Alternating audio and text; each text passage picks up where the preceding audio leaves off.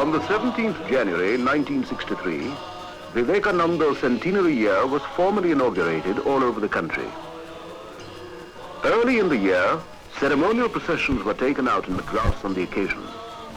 Leaders of the region carried portraits of Swamiji through important streets of the city. Festive music suitable to the occasion was played and ceremonial lamps lit. During one of the centenary celebration meetings in Delhi, our Prime Minister said, "Rooted in the past, Swami Vivekananda was yet modern in his approach to life's problems and was a kind of bridge between the past of India and the present." Calcutta, where Swamiji was born, also celebrated the occasion in a befitting manner. In one such meeting in Calcutta, the President, Dr. Sarvapalli Radhakrishnan, said, "Swami Vivekananda, through his message of renunciation, service and discipline, had given India the lesson of gratitude in suffering, courage in despair." In the evening, there was a program in the newly built Ramakrishna Institute of Culture.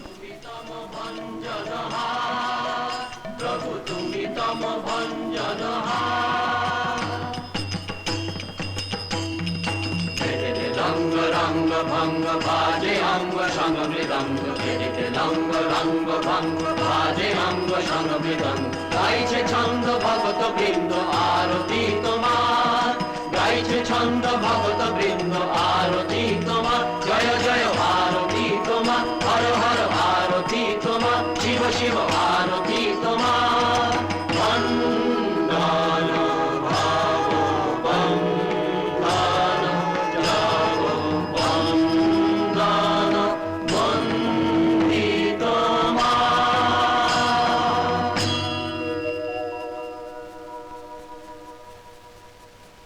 The 19th century in India was a turning point in her long history. It was a challenge in the inner world of values, even more than in the outer. It was a period of clash and confusion, when the fate of the nation hung in the balance. Would India perish? Among the many figures that rose to meet that challenge and set the balance right, none was more vehement, none more effective than Swami Vivekananda, the greatest of them all, the spirit with the widest wings. A grateful nation gave its full and frank verdict of veneration for the saint and the savior. So also the West. For though India was the apparent theme of all or most of his labor, Vivekananda's vision easily overflew all narrow national and sectarian boundaries. A truly universal man, his vision applies equally well to the human situation. And if the crisis of civilization through which we are passing has to end, this may be the only way out, the way of the spirit and the way of harmony. It is only natural to wish to know something of this noble and remarkable career, profound and paradoxical, modern and ageless, of a rishi and a revolutionary. One soul's ambition lifted up the race. He drew energies that transmute an age. He made great dreams a mold for coming things, and cast his deeds like bronze to front the years. This is Pamban, South India, where Swami Vivekananda set foot on the Indian soil after his triumphant tour of the West. This was on the 26th of January, 1897, a vast crowd waiting patiently to welcome the national hero, all of them waiting to pay their homage to Swami Vivekananda, the patriot saint, the first mighty voice of awakened India. Among them was the Raja of Ramnath, Bhaskar Setupati, with his state coach, ready to receive the royal ascetic. It was a hero's welcome indeed. It was indeed a memorable occasion, the Raja himself leading the throng. Here he comes, defender of the faith, darling child of India, India awakened.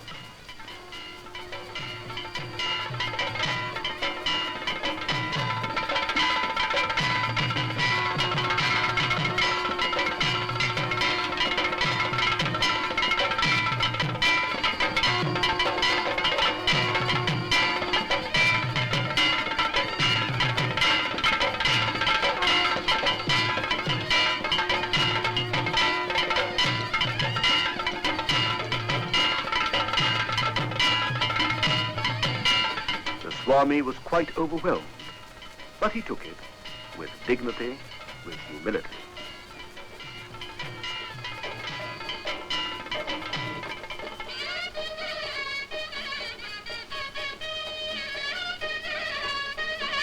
At night, there was a torchlight procession, and then fireworks.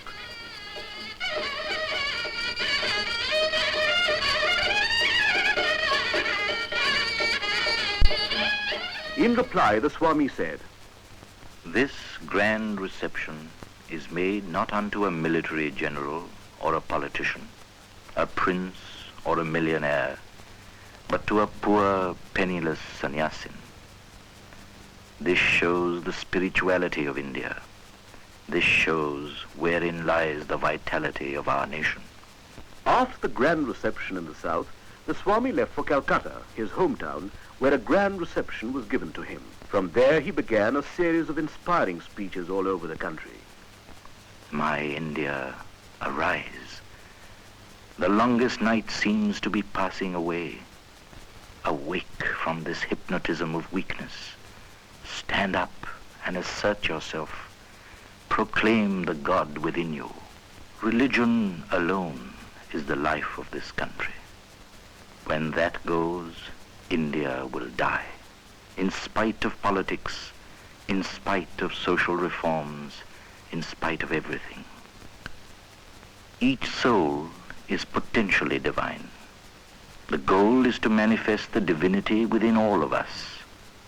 Do it either by work or worship, by psychic control or philosophy, by one or more or all of these, and be free. This is the whole of religion. Doctrines or dogmas, rituals, books, temples, forms are but secondary details. In all his speeches, nothing was so touching and so revolutionary as his wide and natural sympathy for the poor and the fallen. Do you feel that millions and millions of descendants of gods and sages have become next-door neighbors to brutes? Do you feel that millions are starving today and millions have been starving for ages? Your ancestors have written a few philosophical works, penned a dozen or so epics, or built a number of temples. That is all. And you rend the sky with triumphal shouts, while those whose heart's blood has contributed to all the progress that has ever been made in the world, well, who cares to praise them? Ye ever trampled laboring classes of India, I bow to thee. For the next 50 years, let all other vain gods disappear from our minds. This is the only God that is awake, our own race. The first God that we have to serve and worship are our own people. Everywhere his hand, everywhere his feet. He covers everything. Sarvatokshi shiro mukham sarvatah shrutimaloke sarvamavritya tishtati. Faith. Faith in ourselves. If you have faith in the 330 millions of mythological gods and still have no faith in yourselves, there is no salvation for you. Let us all work hard, brethren. This is no time to sleep. On our work depends the coming of the India of the future.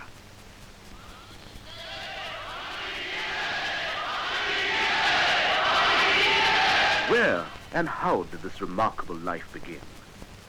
One is naturally curious to know, and this is a good time to remember. It was here in the city of Calcutta that Swami Vivekananda, or Narendranath, was born on the 12th of January, 1863. Not far from the holy river Ganga, in this house and its neighborhood, the boy Naren used to play as a child like other children. His father, Sri Vishwanath Datta, was an attorney of the Calcutta High Court. Well versed in Persian and English literature, but typical of his time, his father was indifferent to the Indian cultural heritage. But his mother, Srimati Bhuvaneshwari Devi, belonged to the old Hindu tradition. Religious by temperament, she would often read to the boy tales from the Ramayana and the Mahabharata. This was the seed of spiritual life sown early in Naren's mind. His boyish imagination was fired by these tales of heroic idealism. Ramchandra going to the forest in exile, renouncing his kingdom to keep up the promise of his father. Jatayu, the eagle king's self-sacrifice to rescue Sita. Bharat's devotion to his brother in exile. Krishna and Arjun in the battle of Kurukshetra. Mother of the universe, Goddess Durga. One day he purchased a little image and took it quietly up into the attic. A frantic search was made for the missing lad, when at last he was discovered here, sitting self-absorbed before his Ishta, chosen deity. Those days in gentlemen's homes, one would come across these separate huqqas or hubble bubbles for the different castes and for the Hindus and the Muslims. Naren was curious, and one day he took some whiffs from the huqqah marked for people of the lower caste. Then he tried, one after the other, the huqqah for the Brahmins and the huqqah for the non-Brahmins. Men are all alike. Then why are the huqqahs different? Thought the young ascetic. What are you doing there, Naren? Oh, Father, I'm just trying to find out how one loses caste. But I can't really find any difference. Oh, you devil. So the boy grew up into a brave and brilliant, intellectually alert young man. Reverend Hasty, the principal of his college, who had taught Naren, had this to say about him. I have traveled far and wide, but I have never yet come across a lad of his talents and possibilities. He is bound to make a mark in life. Words that would one day come true. In his student life, he came in contact with the Western intellectual tradition through the works of Kant, Hegel, Hume, and Herbert Spencer, to whom he had once written a letter. The scientific ideas and nihilistic thoughts of Western thinkers shook to their foundation the religious beliefs he had inherited. They raised such a tumult in his mind that he despaired of any final answer. Raja Ram Mohan Rai, the founder of Brahmo Samaj, had broken away from the rituals, the image worship, and the priestcraft of Orthodox Hinduism. As an intellectually alive young person, Naren could not but be interested. He had joined the Samaj partly because of his sympathy with its program of social reforms. But this did not satisfy his deeper spiritual yearnings. Of a strong, positive cast of mind, he wanted to see the truth, face to face, and not merely hear talks about it. In those days, Keshab Chandra Sen was a renowned orator and religious leader of the Samaj. There were also men like Vijay Krishna Goswami, Shivnath Shastri, and others. They all spoke of a merciful God and delivered sermons learned and beautiful to hear. But Naren's hunger remained. The doubts lingered still. Does God really exist? If so, has he form, or is he formless? Has anybody seen God? Can he be seen? How? In his agony and despair, Naren went round the leaders of different sects in the city and its suburbs. He had a single and straight question. Have you seen God? Have you seen God? Have you seen God? But none could answer. At last he thought of going to Maharshi Devendranath Thakur, the venerable leader of the Brahmo Samaj. Narendranath was then staying in a houseboat on the Ganga. There went Narendranath unannounced. At the time, the Maharshi was in deep meditation when Naren suddenly pushed open the door and stood before him, agitated but respectfully. Sir, have you seen God? No, my boy, but you have the eyes of a yogi. You should practice meditation. If a person like the Maharshi could not give a positive answer, then who could? Was there anything in religion after all? Obstinate questionings racked his youthful soul, but soon relief would come from unexpected quarters. After a few days, one of his cousins, who had been watching his movements, Ramchandra Datta, told Naren, "Naren, if you really wish to lead a spiritual life, you should go to Sri Ramakrishna at Dakshineshwar." What? You ask me to go to that illiterate priest of Kali? What does he know? I have read Kant, Hegel, Hume, Spencer, and you now ask me to go to a man who does not even know how to write his own name. Naren, what is the harm in a visit? Ramchandra said. Even if you do not like the man, you may like the place. Argument indeed. One day, he went to Dakshineshwar and paid a visit to the temple of Kali on the eastern bank of the river, where Ramakrishna was then living. Sri Ramakrishna took to him at once. But Naren had other things on his mind, and after a few preliminaries, he shocked the assembled group by asking his inevitable question. Sir, have you seen God? Yes, I see him just as I see you here, only in a much intenser way. Yes? Yes, God can indeed be realized like that. Not only that, you can talk to him as I'm talking to you. For the first time, he was face to face with a man who said openly and without guile that he had seen God and even talked to him. He had met his match, for Ramakrishna, though ignorant in the worldly sense of the term, had crossed the ocean of illusion and realized the supreme truth. He was a Siddha, an avatar, and he had already marked Naren for his own. Here the goddess Kali had revealed herself to her devoted child, Ramakrishna, and bestowed upon him all the divine grace of a transcendental wisdom. Kali, the mother goddess, has often been misunderstood in and out of India. The word Kali is derived from Kal or time.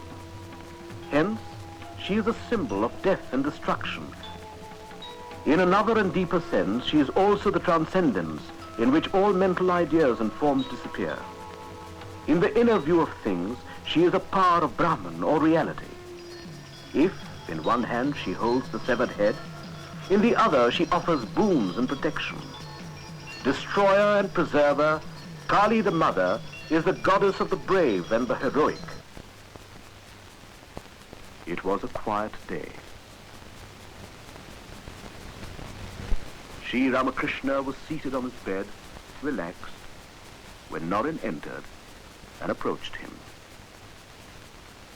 Ramakrishna was very glad to see Naren, as he always was. But the next moment, the saint had gone into a deep ecstasy. Then he muttered something and came closer and closer to where Naren was sitting. He stood up, still in ecstasy, and touched Naren's body.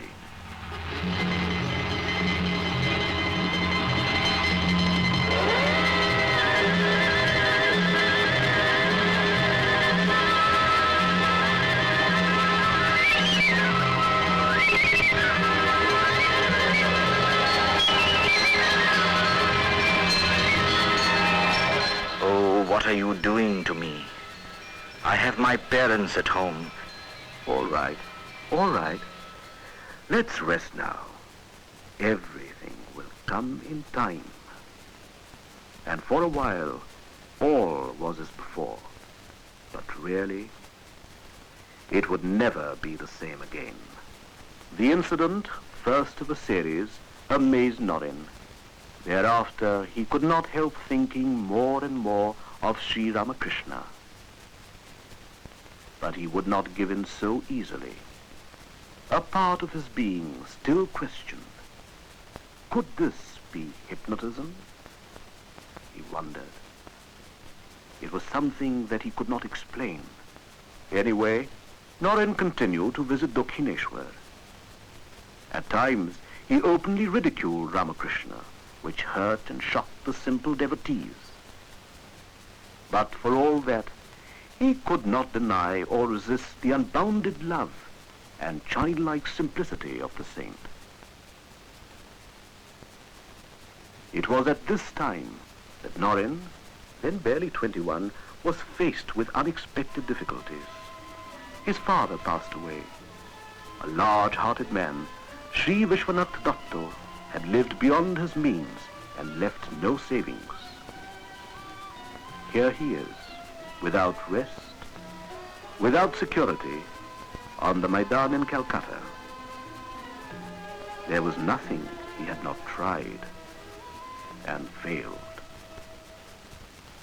At last, Naren went to Sri Ramakrishna and prevailed upon him to appeal to Mother Kali to relieve the distress of his family.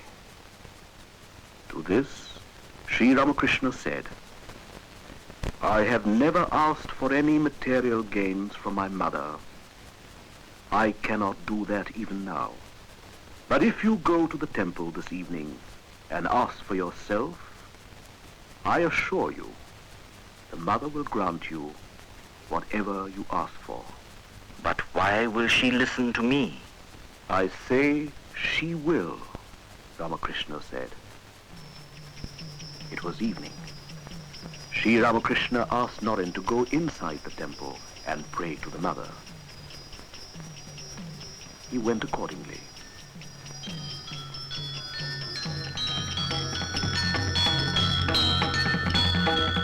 Ramakrishna asked, "Did you ask the mother to remove the distress of your family?" Naren said, Oh no, I forgot. "What did you ask for then?" asked Ramakrishna. I asked for wisdom, devotion, and renunciation. "Go and ask again."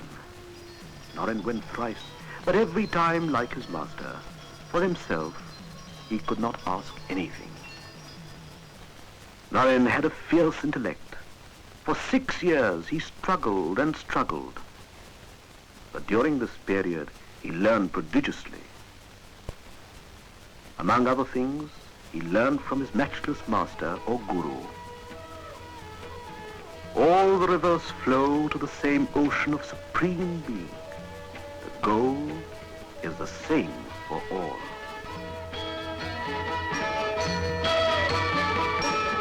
He learned that the one who is Hori to the Hindus is Allah to the Muslims.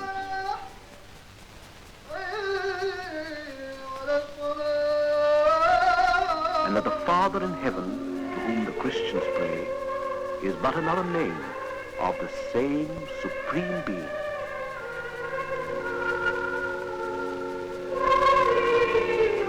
Pirnantu Vishwe Amritasya Putra Aye Dhamani Divyani Tastu Vedahametam Purusham Mahantam Aditya Varnam Tamasah Parastat Tameva Viditvati Mrityumeti Nannah Pantha Vidyate Hayanaya.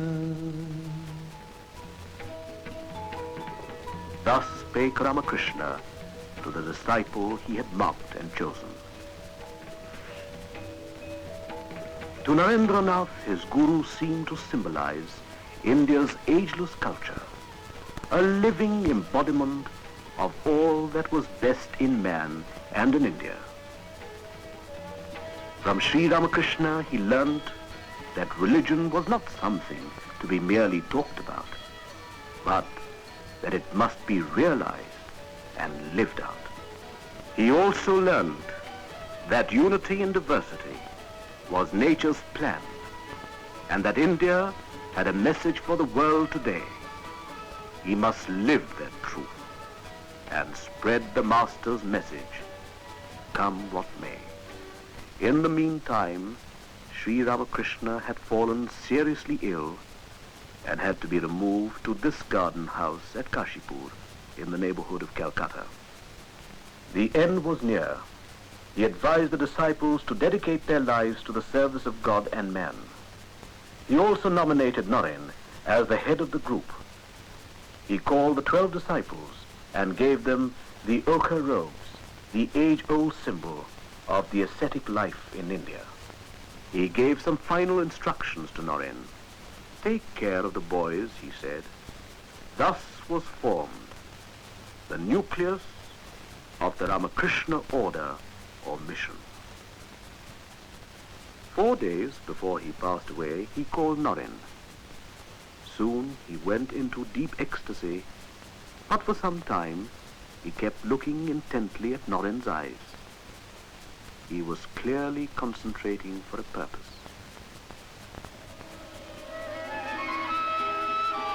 Naren felt as if a subtle force resembling an emanation of electric energy was flowing into his body. Naren, today I have given you all I had. There is nothing of my own left. Now with these you shall carry out great tasks in the world. And on the 15th of August, 1886, the Master passed away. But he had left a successor, trained for mighty deeds. After the passing away of the Master, the young disciples lived in this tumble-down house which no one else would rent. The house enjoyed the reputation of being haunted. It certainly looked its part. For their daily needs, they had to beg from door to door. Not all were as kindly as this lady here. For many days they had just rice and salt, an austere diet indeed. But they did not complain. The brave band was undaunted, and Naren kept the group going valiantly and patiently towards wider horizons of service, sacrifice, and fulfillment of the Master's wishes. Soon a break came. In India, it is customary to go on pilgrimage. The Swami felt the urge, and for some time he became a wandering monk or parivrajika. For him, it was a new experience of India and her people, and must have sharpened his sense of mission. In 1881, he left Calcutta.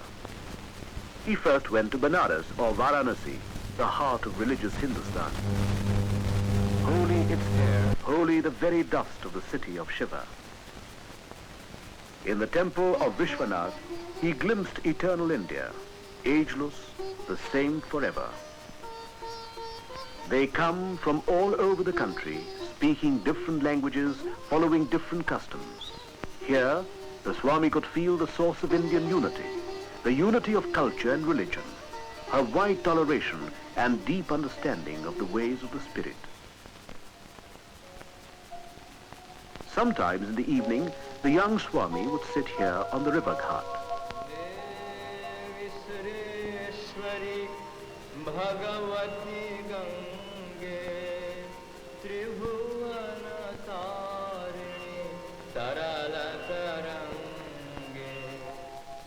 And his mind would go back to Dakshineshwar and his master.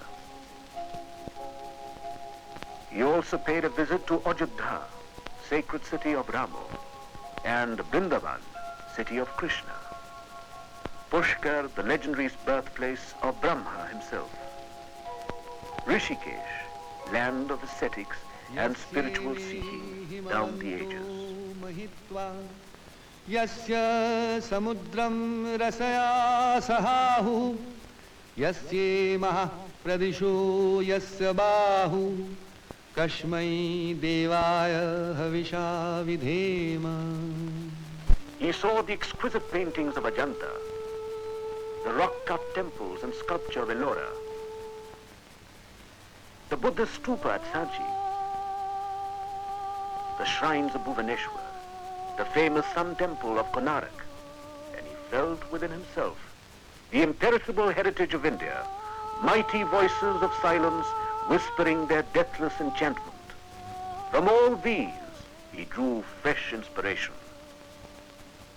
Hastinapur or Delhi, where the fate of so many empires has been decided at one time or the other, rich in Mughal remains, forts, turrets, mosques, palaces, the splendor of its architecture impressed the Swami.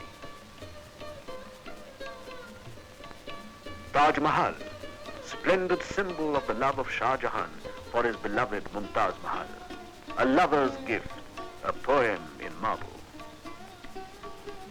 He visited Fatehpur Sikri, the dream city of Akbar, where the emperor had nursed hopes of a universal faith in Din Ilahi.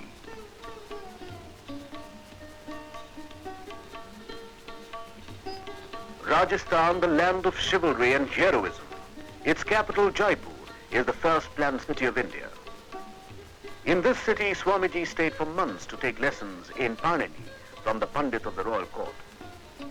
The fort at Amer, a landmark in medieval history.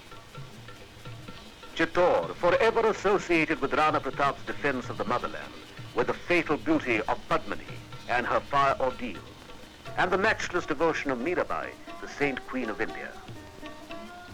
Famed lake city of Udaipur, proud relic of resistance and martyrdom of the Rajputs and their sense of beauty and bravery. A splendid past indeed. But India today was more like a ruin. Today she lived in miserable huts and holes, in city slums. The glories of the past meant nothing to these people. They were at best memory's mockery, a consolation prize for cards and do nothing. Everywhere he saw the plight of the masses of India, despised by priests, oppressed by heartless landlords, exploited by generations of money-lenders. Every year, the flood came. Everywhere, people were dying of poverty, of famine and flood. The nation had been reduced to rags, no hope anywhere, while only a few enjoyed the good things of life.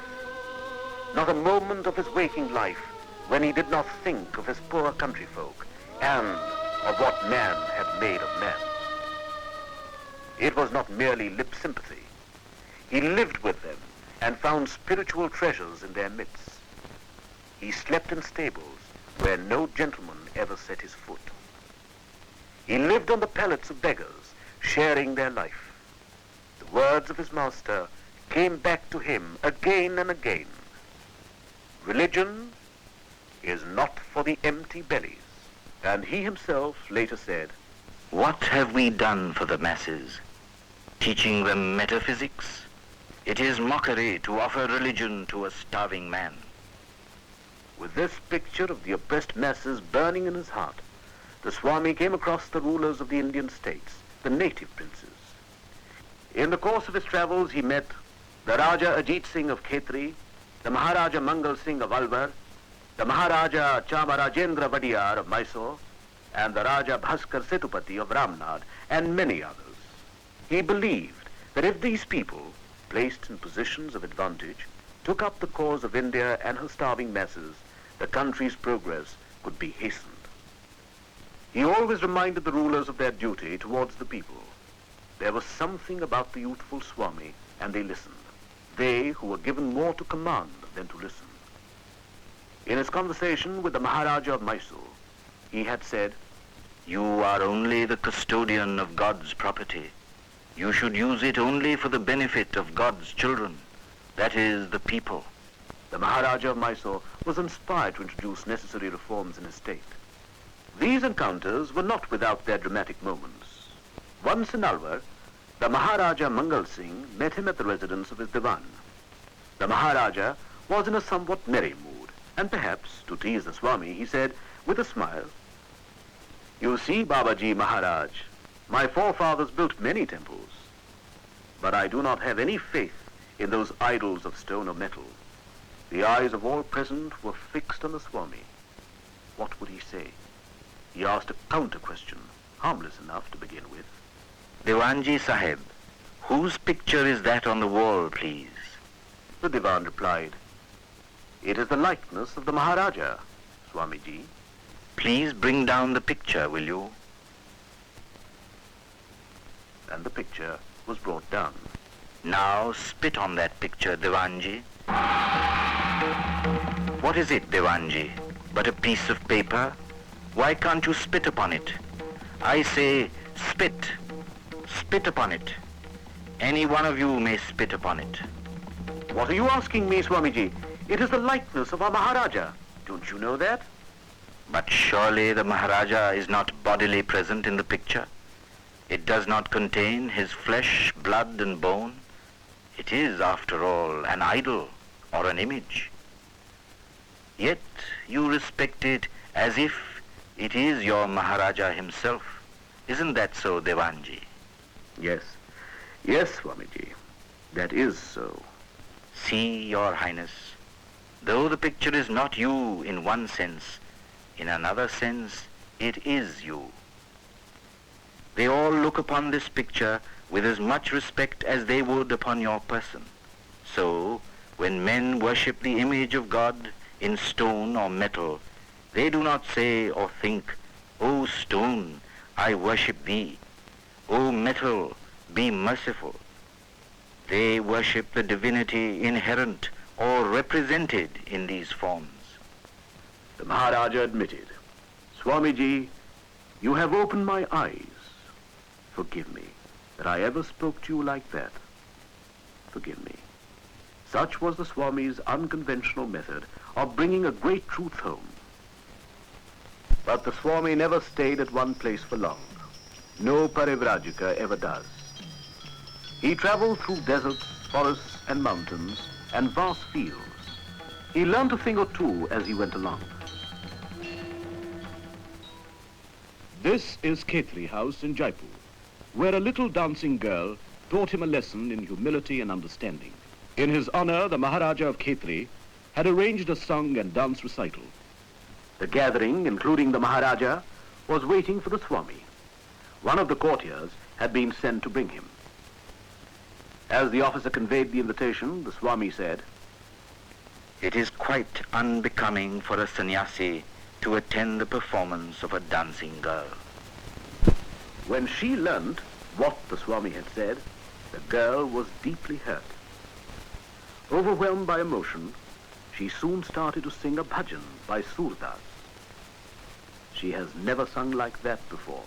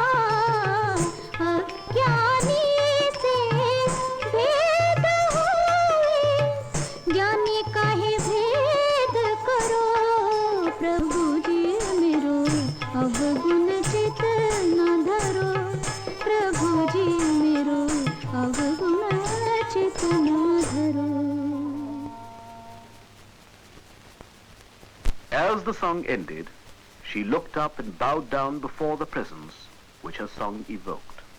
Swami's reserve was broken. He spoke to the girl with humility and admiration. Mother, I beg you to forgive me. You have opened my eyes.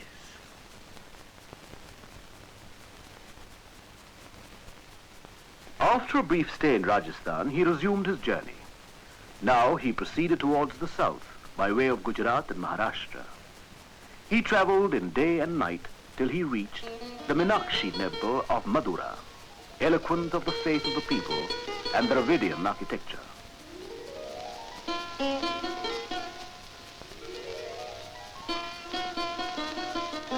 And further beyond to famed Kanyakumari, the Virgin Goddess and her temple. There he prostrated himself before the goddess. After a time he came out to the sea beach, where the waves tossed and tumbled. But a greater tempest was going on in his mind. He looked at the rock, the last jutting point yonder into the sea, and swiftly swam across the waters, and soon reached the rock that now bears his name, Vivekananda Rock. There the panorama of Indian life and history flashed through his mind, a record of glory and shame, of past splendor and present wretchedness. The whole of India passes before his eyes.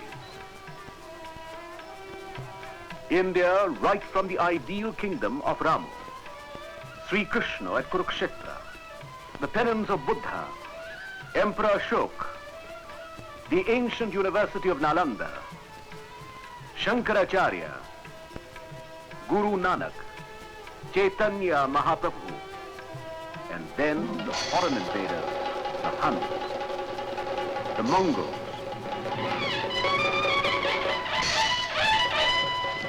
the Portuguese, Battle of Plaza, and the English. A long, dark age of foreign domination. The vision of India was not without a meaning. There was work for him to do, not merely to contemplate the unchanging and the everlasting. The present called him urgently. It was not religion that had been the cause of the country's downfall. Indeed, true religion was nowhere being followed. How to raise the nation, the once mighty nation, the nation that still dared to dream of God and Godward ways. He raised his eyes to the ocean. The image of his master floated back, giving him new hope and a sense of direction. He would appeal to the world on behalf of India. He would go to America. The East and the West, the new and the old, must know each other and help each other. Another chapter was opening in his and the world's history. On May the 31st, 1893, the Swami sailed for America by way of the Pacific. But he had no fixed idea or program. It was a leap into the unknown. He had heard vaguely about a parliament of world religions to be opened someday somewhere in America. He sailed by way of Ceylon, Penang, Singapore, Hong Kong, Nagasaki, Kobe, and then traveled by land to Yokohama to board the ship again. Artistic and industrial Japan impressed him. Inspired by the example of this newly awakened Asian country, he wrote to his friends and disciples in Madras. Come out of your narrow holes and see how the nations are on the march. India wants the sacrifice of her young men, mind you, not brutes.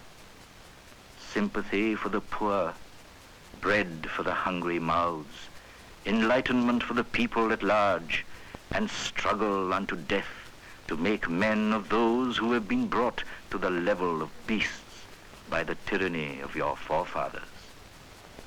He reached America, the land of hope and liberty, and the venue of the Parliament of Religions in Chicago. On inquiry, he came to know that the Parliament of Religions would not be meeting till September. And as he had no references or credentials from a recognized organization, he could not be enlisted as a delegate. But, completely alone and without any resources, he was finding it hard to cope with Chicago's high cost of living. He decided to go to Boston, which was cheaper. In Boston, he stayed as a guest of Miss Kate Sanborn. and it was there that he met Professor John Henry Wright of Harvard University. Professor Wright was so impressed that he insisted that Swami Vivekananda should represent Hinduism at the Parliament of Religions at Chicago. "I have no credentials," replied the Swami. Professor Wright was surprised at this, and he said, "To ask you, Swami, for your credentials is like asking the sun about its right to shine." On his own, Professor Wright gave him a letter of introduction to the president of the committee, the Parliament of Religions. In that letter he wrote, "He is more learned than all our learned professors put together." Vivekananda reached Chicago from Boston late in the evening. His troubles were not yet over. On the way, he had lost the address of the office of the committee for the Parliament of Religions, and he had no money. Unable to find any other way of passing the night, he stayed like this, in a boxcar in the railroad freight yard. He walked along Chicago's fashionable Lake Shore Drive. Hungry and weary, he knocked at several doors, but these would not open. Completely worn out, he at last sits down on the sidewalk, not knowing which way to turn. And then, suddenly his luck turned. From a window on the other side of the road, a lady saw him. "Excuse me, are you a delegate to the Parliament of Religions?" The Parliament of Religions opened on September the 11th, 1893. On the opening day, the Hall of Columbus was packed to the full. On the dais sat some of the best-known representatives of world faiths. Practiced orators, they all spoke eloquently about their own faith. At first, Vivekananda felt a little nervous. Silent and prayerful, he sat, the observed of all observers. It was in the afternoon that Vivekananda first addressed the Congress, and through it, the world. After a short prayer to Saraswati, the goddess of speech, he started to speak. The words came, words that would soon go round the world.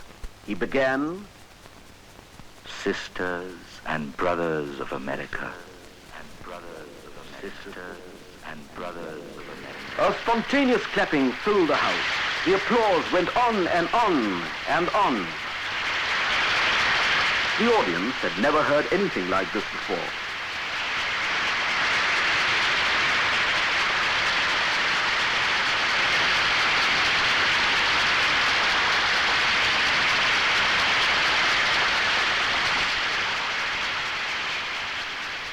Sisters and brothers of America, I thank you in the name of the most ancient order of monks of the world.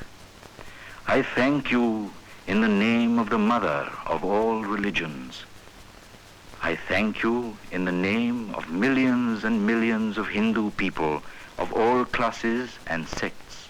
I am proud to belong to a religion which has taught the world both tolerance and universal acceptance. We believe not only in universal toleration, but we accept all religions as true. Here are a few lines which are repeated every day by millions in my country. Ruchinam Vaichitrat Rijukutilana Pathjusham Nirnameko Gamyastvamasi Paisam Arnavaiva. As the different streams reach the sea, the different paths that men take through their different tendencies all lead but to thee.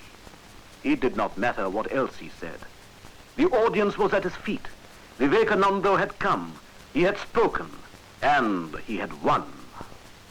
Upon the banner of every religion will soon be written, in spite of resistance, help and not fight, assimilation and not destruction, harmony and not dissension.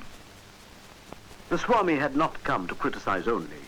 His admiration of the new world was frank and unstinted. Hail, Columbia, the motherland of liberty.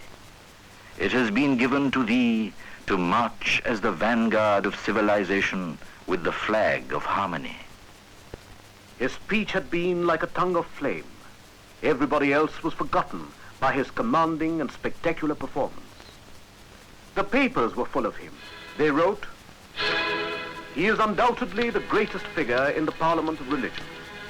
After hearing him, we feel how foolish it is to send missionaries to this learned nation. He was a hit of the season, even if they could not spell his name correctly." A picture of Swami Vivekananda, called the Hindu monk, was displayed on the streets of Chicago. People passing by paid instinctive homage to the presence. Previously, he had nearly succumbed to poverty. Now it was an opposite danger. He was about to be smothered by riches and attention. At night, he could not sleep on the soft bed that had been prepared for him. Rolling on the ground and thinking of his countrymen and their lot, he cried, "O Mother, what do I care for name and fame when my people and my motherland are sunk in the utmost poverty? Show me, O Mother, how best I can help them." To be able to serve the cause of his unfortunate country, he accepted the offer of a lecture bureau. He thought that through the lecture bureau, he could spread his ideas more effectively. He toured extensively. As India's first unofficial ambassador, he placed India and all that was best in her culture before the modern world. But it was not all roses. His sudden success had given rise to jealousies. For a long time, slander and persecution followed him like a black shadow. In the end, it all died a natural death.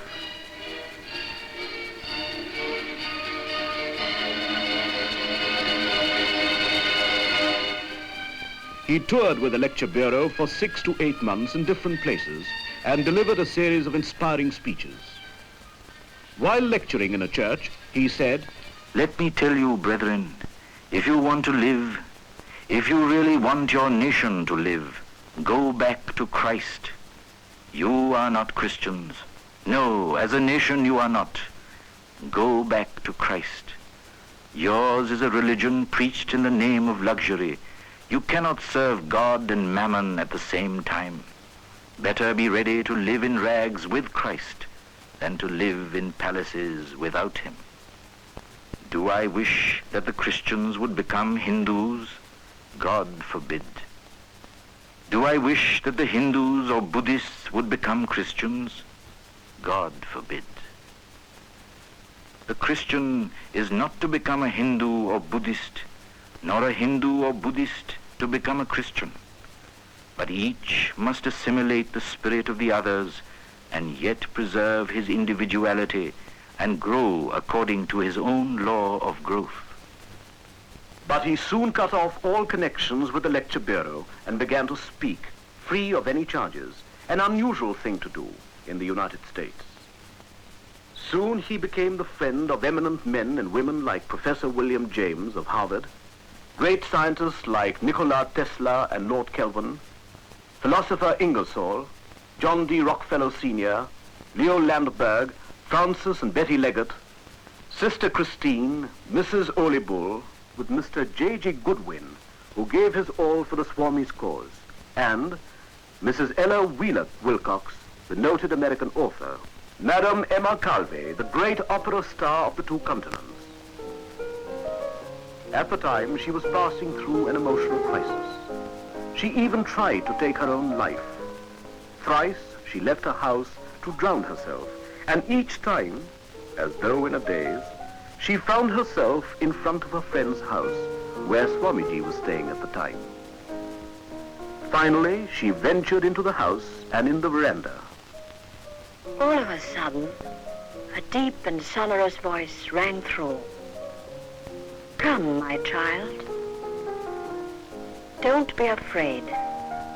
I moved towards the study door, when even without lifting his eyes, the Swami told me of my secret problems and anxieties, which I knew were not known even to my closest friends. It seemed miraculous, even supernatural, but his words were of great solace to me. I was overwhelmed, and I knelt down. An inner door seemed to open before me. I was at peace with myself for the first time in so many months. It was during this busy period that he found time to write works like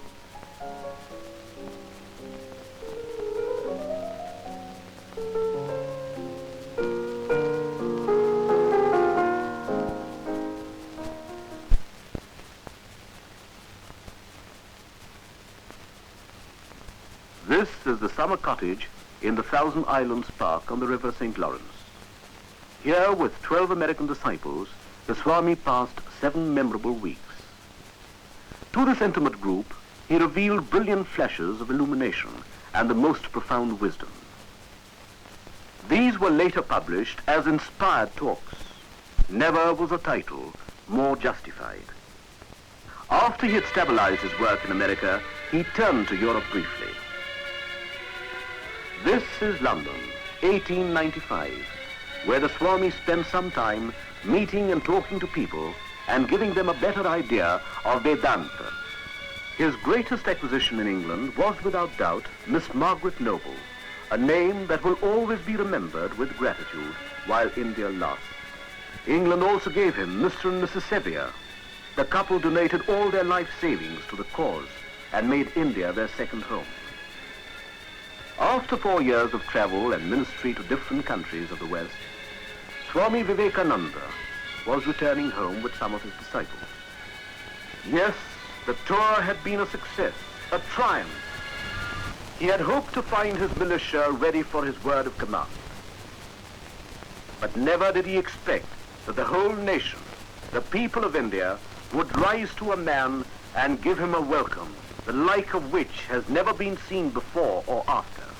The brilliant speeches which he gave all over the country spelt hope and courage. Men everywhere heard these as in a dream. Awake, arise, and stop not till the goal is reached.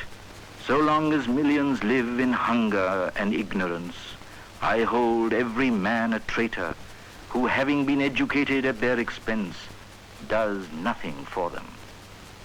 Let the new India arise out of the peasants grasping the plough, out of the huts of fishermen, the cobbler, the sweeper. Let her spring from the factory, from hills and mountains. They have suffered eternal misery, which has given them unflinching vitality. Give them only half a piece of bread, and the whole world will not be big enough to hold their energy. Such was Swami Vivekananda's burning faith in the people, in the future of India. But the Swami was exerting himself too much. The sands were running out. Did he have a prevision of his coming end?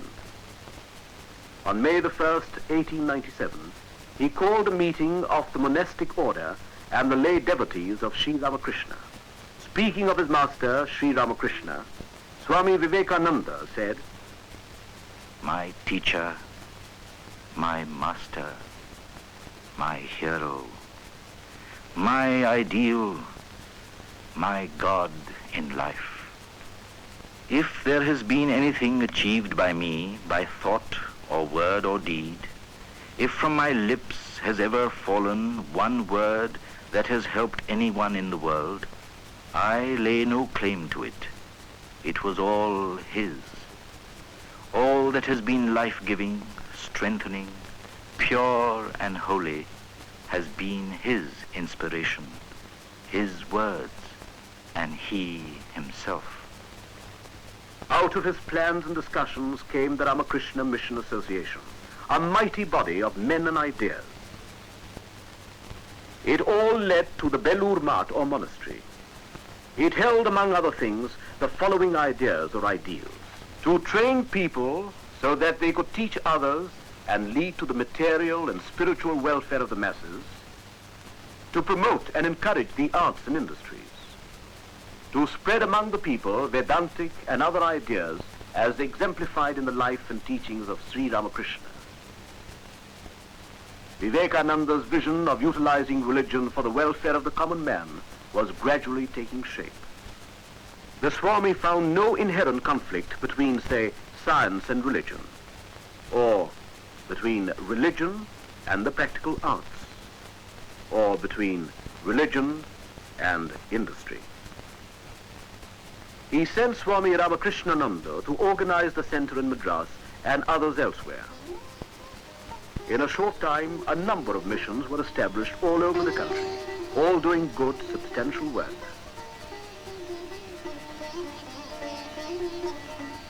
Nor did he forget the West. He sent Swami Saradananda and Swami Abhedananda to carry on the Vedanta teaching in the West. Thus, several active centers came into existence in New York, San Francisco, Hollywood, Tobacco Canyon, Los Angeles, London, Paris, and elsewhere. But Swami Vivekananda not only sent people abroad, he welcomed a few home and trained them for work. The most outstanding of these was Miss Margaret Noble from England, the first Western woman to be received into an Indian monastic order. The Swami gave her a new name, Nivedita, or the dedicated one. Never was a name more justified. She soon started a school for girls. At first, not many came, though the teaching was free. Later, it became an institution. This is how the school looks today, one of the best and a fitting memorial to Sister Nivedita's work for Indian children. But the Swami's health was causing anxiety. The strain had begun to tell. His Western disciples suggested a trip to America.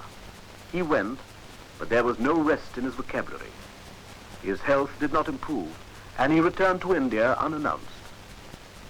In spite of his shattered health and living under serious restrictions, he had little or no rest. Visitors from all over India and abroad came to see him constantly. One of these was Mahatma, or Mr. Gandhi from South Africa. Unfortunately, the Swami was then not at Belur, and the two could not meet. What a loss, my countrymen. Once Pandit Sakharam Ganesh Deuskar, well-known editor of Hitavadi, came to see him with a few friends. Coming to know that one of them was from the Punjab, the Swami started to speak about the food situation there, which was then acute. It was a short interview. At the time of leaving, one of the gentlemen expressed a regret. "Sir, we have come with great expectations to hear some religious talks from you. Unfortunately, our conversation was taken up with commonplace matters."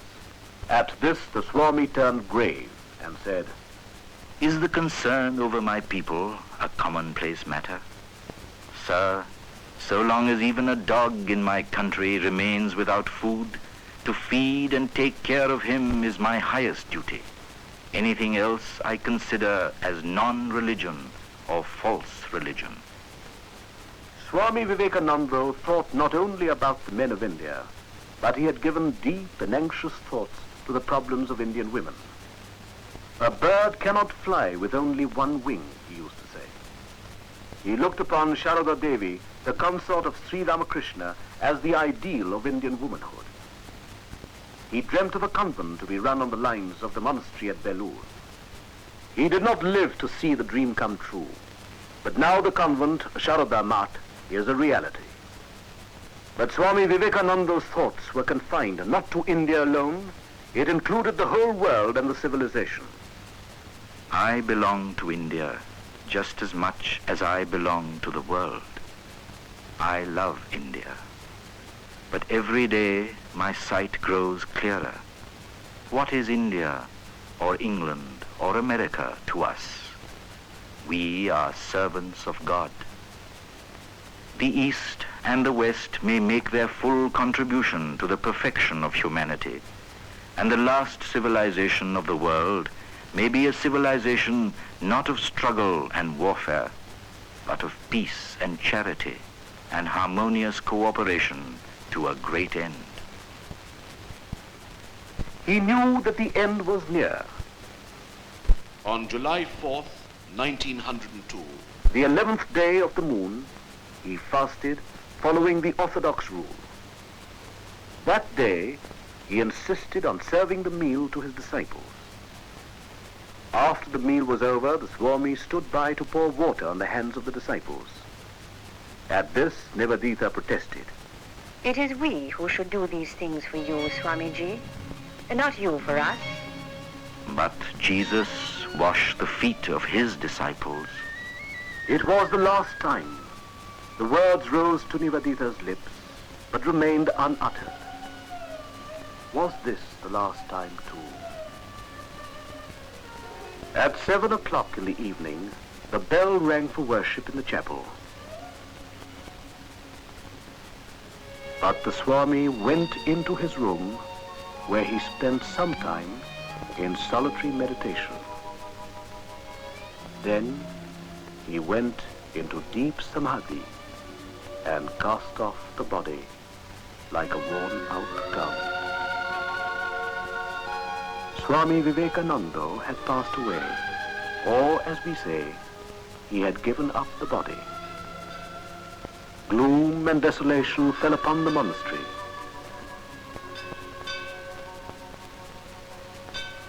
But beneath it all, the voice of the leader went on, an undying inspiration for ages. Friends, I do not seek my personal salvation.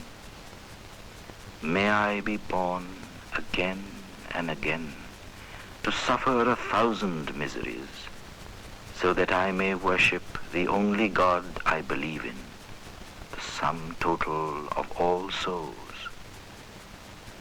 And above all, my God the wicked, my God the miserable, my God the poor of all races and all species, is the special object of my worship. The entire country was plunged in sorrow and despair. But would India ever forget Swami Vivekananda and his winged words? The future would tell. 3 years after Swami Vivekananda had passed away, the revolt of Bengal in 1905 was a prelude to the All India movement.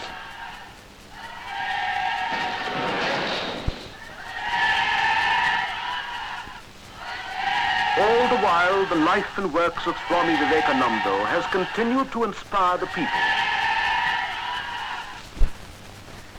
It may be that I shall find it good to get outside my body, but I shall not cease to work, to inspire men and women until the world shall know that it is one with God. Much has been done, though much more remains unfulfilled. We perceive his influence still working gigantically. We know not well how, we know not well where, and we say, behold, Vivekananda still lives in the soul of his mother, in the souls of her children. Across the ages sounds his call, the call of India and of the world's unborn soul. This is the theme of India's life work, the burden of her eternal songs, the backbone of her existence, the very reason of her being, the spiritualization of the human race. Uttishthat jagrata prapya varan nibodhat kshurasya dhara nishita duratya durgam pathastat kavayo vadanti.